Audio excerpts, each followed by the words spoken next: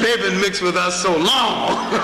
It's just impossible to find a single Spaniard on the face of the earth who don't have at least a few drops of us. They used to boast about it, but now in this country, you know, and if they can pass the taxi cab test, they try to pass the color test. Don't argue the point, you know. If you can pass it, pass. All right, good luck. Good luck, bud. Don't make no fuss about it. All right, now, there was something else that happened earlier. 1415. The Portuguese, who are more independent than the Spaniards, still partly under the domination of the Moors. 1415, the Portuguese invade a part of Africa, a little enclave called Cetra. I used to say it's about the size of Central Park, but then I went to Cetra. It's off the coast of Morocco. It's not as big as Central Park. And they conquered it. And this put heart in Europe. It's been years since the Europeans been able to draw any blood in Africa. Africa had caused them so much fear. And Europeans now begin to get that little courage back again.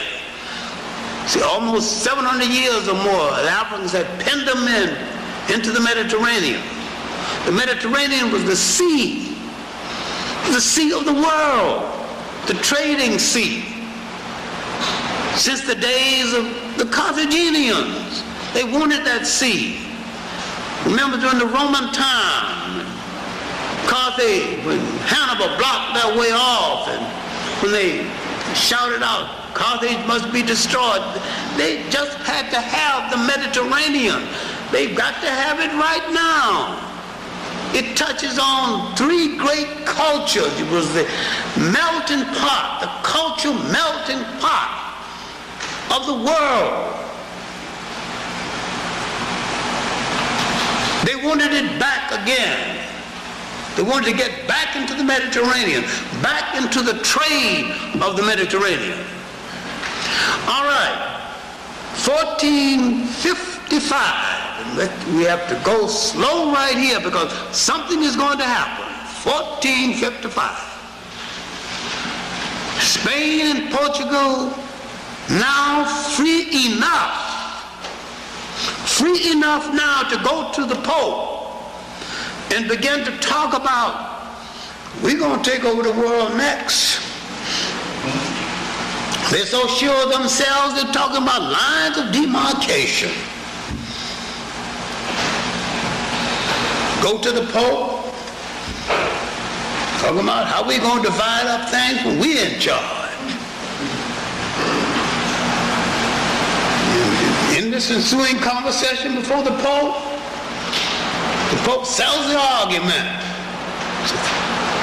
You are both authorized to reduce to servitude all infidel people. This account is beautifully told in Eric Williams' Capitalism and Slavery, and told again in his work, The Caribbeans from Columbus to Castro. I don't know what you think about Eric Williams. A whole lot of people didn't think too much of him as the Prime Minister of Trinidad. And a whole lot of people don't forget that Eric Williams, while he may not have been a good Prime Minister of Trinidad, he was one of the best historians to ever come out of the Caribbean islands.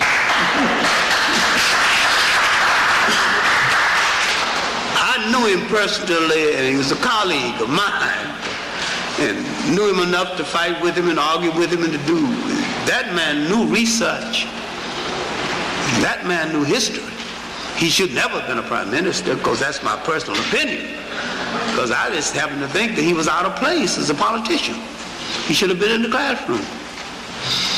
He could do more research faster and get more things correctly placed than any historian I know about. He wrote the history of Trinidad and Tobago in 2 months. And wasn't a single error in it. Some writers take 3 years to do a book like that. It's insight into history. And while in his last years he wanted to ban his own book, Capitalism and Slavery, I still think it was, in fact, he wanted to put you in jail for bringing it into Trinidad. I still think it's one of the great masterpieces of economic history. And, my main point here is that the Pope had literally sanctioned the mentality that would go into the making of the slave trade. Now, as we move further, something else is going to happen. These are unnoticed events in history.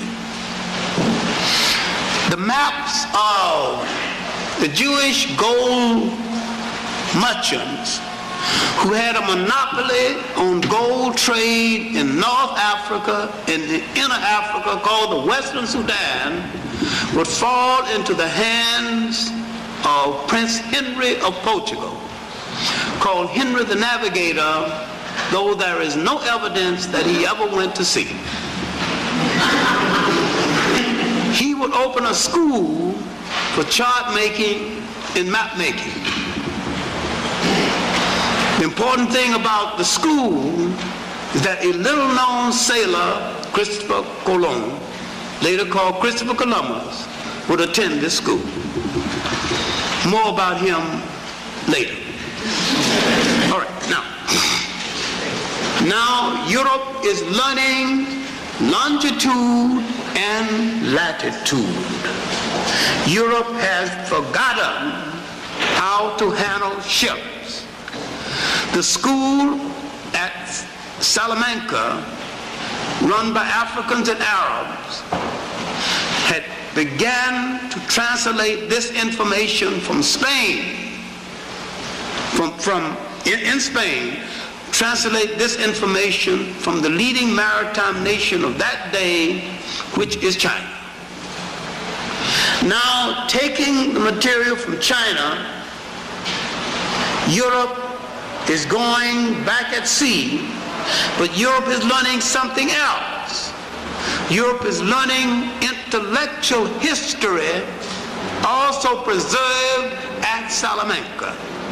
Europe has forgotten its own masters, has forgotten its philosophers, Aristotle and Plato and all of this has been forgotten. Europe is learning again its own intellectual heritage. Europe will learn this, and Europe will turn on the very people that preserved it for them and say that the people who preserved it for them have no culture, and will keep up that lie to this very day.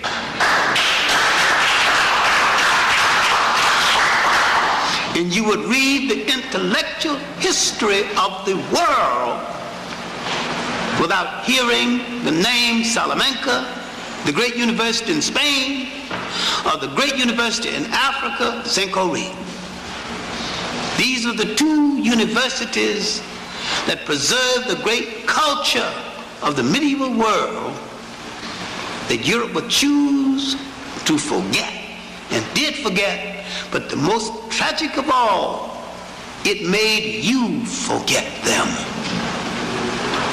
And when they mention them to you, you have no memory of it. And the greatest crime committed against you was to destroy your confidence in your historical memory of what you have been, so that you can forget what you are and also forget what you still can be.